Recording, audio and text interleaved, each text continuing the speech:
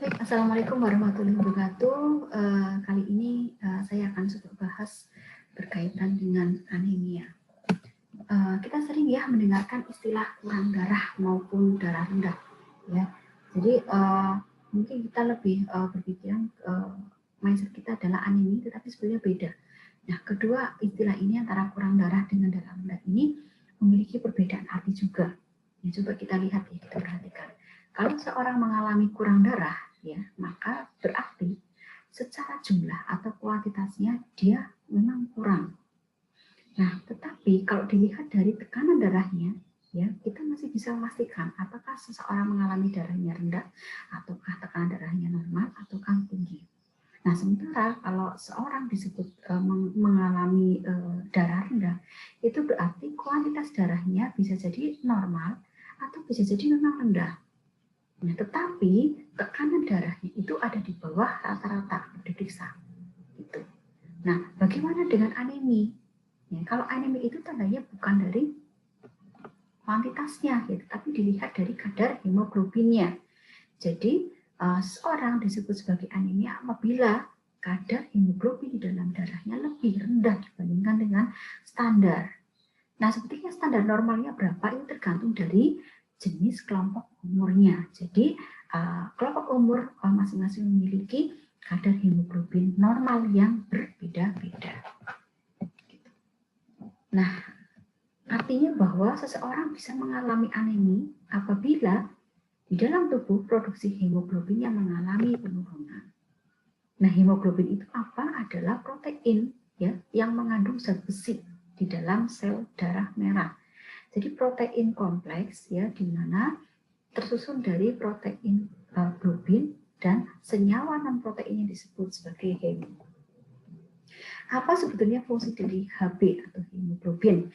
Itu mengambil oksigen dari paru-paru, lalu diedarkan ke seluruh tubuh, dan kemudian untuk mengambil karbon dioksida dari jaringan tubuh menuju ke paru-paru. Nah, perlu diperhatikan ya, ada beberapa zat gizi ya yang merupakan faktor yang penting pada proses sintesis hemoglobin. Ada vitamin B12, asam folat, dan zat besi. Nah, coba dilihat ciri-cirinya di sini. Ada vitamin B12 ini disintesis oleh mikroorganisme di dalam alam. Jadi manusia bisa mendapatkan B12 itu dari intake makanan ya dari jaringan hewani. Artinya dari kelompok bahan makanan yang bersifat hewani. Kemudian apabila seseorang mengalami defisiensi vitamin B12, maka resikonya adalah terjadinya anemia megaloblastik. Nah, seseorang ya yang mengalami asam folat juga demikian ya, defisiensi yang mengalami defisiensi asam folat itu akan mengalami anemia megaloblastik. Nah, asam folat ini didapat dari mana? Ya, didapat dari sumber makanan yang tentu saja tinggi asam folatnya, karena tidak dapat disintesis langsung oleh tubuh manusia. Sementara zat besi ya, ini akan mengakibatkan anemia besi apabila seseorang mengalami defisiensi. Itu. Ya, jadi untuk anemia itu dibagi menjadi dua, antara hemolitik dengan non hemolitik. Jadi kalau yang anemia hemolitik ini kemungkinan talasemi ataupun karena malaria. Tetapi kalau anemia yang non hemolitik ini dikarenakan bisa karena defisiensi zat gizi, bisa dikarenakan bukan karena defisiensi zat besi. Ya, kalau defisiensi zat besi otomatis bisa zat besi atau zat non besi. Tetapi kalau yang untuk defisiensinya terjadi bukan karena zat besi, maka ini mungkin karena kerusakan sistem tulang atau mungkin karena kondisi yang lainnya. Nah, cut off point values atau ya standar bahwa seseorang ini mengalami anemia atau tidak, kita bisa perhatikan dari WHO, cut off point values-nya WHO. Ya, jadi ini nanti silakan kalian lihat, buka di webnya WHO, punya WHO yang terbaru, kira-kira cut off point untuk baik laki-laki maupun perempuan dewasa maupun untuk orang dalam keadaan fisiologi tertentu atau mungkin pada usia bayi dan balita Ini kira-kira berapa? Ya. Nah, secara umum bahwa anemia gizi besi itu di antara beberapa jenis anemia itu adalah yang paling umum terjadi dan terjadi pada berbagai kelompok umur ya, termasuk pada wanita hamil, anak sekolah, usia reproduksi atau usia dewasa. Nah, jenis anemia berasal dari faktor esensialnya tadi ya untuk sintesis HB itu dibagi menjadi 3. Anemia besi, anemia asam folat, dan anemia B12. Jadi untuk menentukan apakah seseorang mengalami anemia besi, ataukah anemia asam folat, ataukah anemia B12, maka seseorang harus memeriksakan secara laboratorium ya dengan hasil pemeriksaan mikroskopik, maka akan bisa menentukan dari salah satu dari ketiganya. Nah, ini adalah gejala-gejalanya yang mungkin muncul pada seseorang yang mengalami anemia. Ya. Nah, untuk anemia zat besi, ya, kita perlu perhatikan dulu bahwa fungsi Fe ini memang lebih banyak terjadi pada reaksi enzim, ya, pada oksidasi reduksi. Nah, di dalam metabolisme zat besi, ya. Berapa yang diabsorpsi oleh tubuh ini bisa dilihat dari berapa banyak cadangan besi maupun status HB seseorang, gitu. Ya, jadi dan untuk bisa memetabolisme zat besi secara sempurna dalam tubuh, maka perlu diperhatikan ya konsumsi atau intake atau asupan besinya berapa, cadangannya berapa, dan yang hilang berapa. Nah, untuk bisa menyeimbangkan, ya, untuk memantapkan metabolisme ini, maka kita perlu mengkonsumsi, ya, perhatian kita adalah pada konsumsi zat besi yang ada di dalam bahan makanan, ya, bisa dari hewani maupun dari nabati. Nah, zat besi, ya, ini ada 2 jenis dalam makanan yang bersifat non-hemo. Ini umumnya berasal dari pangan nabati dan produk susu. Kemudian yang bersifat hemo ini dari produk pangan hewani. Nah, untuk hemo untuk yang besi yang hemo ini lebih mudah diserap 2-3 kali oleh tubuh dibandingkan dengan besi yang bersifat non hemo. Jadi seseorang ya yang mengalami anemia maka akan lebih cepat ditanggulangi, ya, dicegah apabila orang tersebut diberikan intake makanan yang hemo, ya, jadi yang dari produk pangan hewani. Nah, tapi perlu diperhatikan juga bahwa untuk bisa terserap dengan baik, kita juga perlu memperhatikan bagaimana konsumsi vitamin C-nya, sukrosanya, dan proteinnya. Karena dari 3 hal ini kurang lebih akan bisa meningkatkan, mempercepat penyerapan heme, ya, besi di dalam tubuh. Nah, sehingga perlu diperhatikan ya, zat-zat apa saja yang kira-kira mampu menghambat penyerapan. Itulah yang perlu kita hindari pada saat kita mengalami anemia.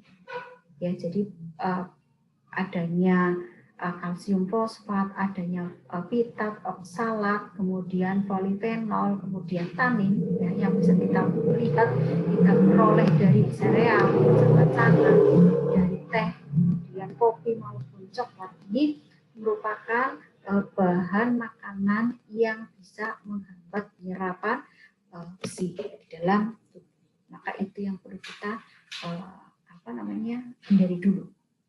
Nah, kemudian ketika seseorang mengalami defisiensi zat besi, ya, jadi ini prosesnya sampai dengan masuk ke anemia, ini dimulai dari fase prelaten. Jadi ketika prelaten memang tidak terlihat ya kadar serum Fe-nya mungkin masih normal, tapi kadar hemosiderin dan absorpsinya mungkin mengalami penurunan. Kemudian masuk ke fase laten, di mana pada tahap ini kadar transfernya sudah mulai mengalami penurunan. Nah, kemudian masuk ke anemia tahapan awal, jadi kadar HB-nya sudah mulai mengalami penurunan. Gitu. Kemudian pada saat anemia apalagi, sehingga terjadi perubahan baik pada bentuk maupun ukuran sel darah. Ya. Nah, tadi ya disebutkan di depan bahwa prevalensi untuk anemia gizi besi itu memang meliputi pada sekian jenis kelompok umur. Jadi pada ibu hamil iya, pada balita iya, anak usia sekolah iya, termasuk pada usia dewasa. Ya. Dan ini kenapa bisa terjadi? Karena memang banyak hal-hal ya yang menjadi penyebab yang mungkin terjadi pada kelompok usia tersebut. Nah, penyebab anemia besi ini bisa langsung, bisa secara tidak langsung. Yang langsung, ya penyebab yang langsung ini karena tentu saja karena konsumsi atau intake konsumsi bahan makanan yang mengandung zat besinya kurang, itu terutama yang bersifat hemo tadi, ya. Kemudian mungkin karena adanya penyakit cacing, ya terutama untuk beberapa negara-negara atau wilayah-wilayah tertentu. Kemudian adanya perdarahan. Ya, kemudian mungkin karena punya penyakit menahun, mungkin karena tropical screw atau mungkin kebutuhannya tubuh yang semakin meningkat.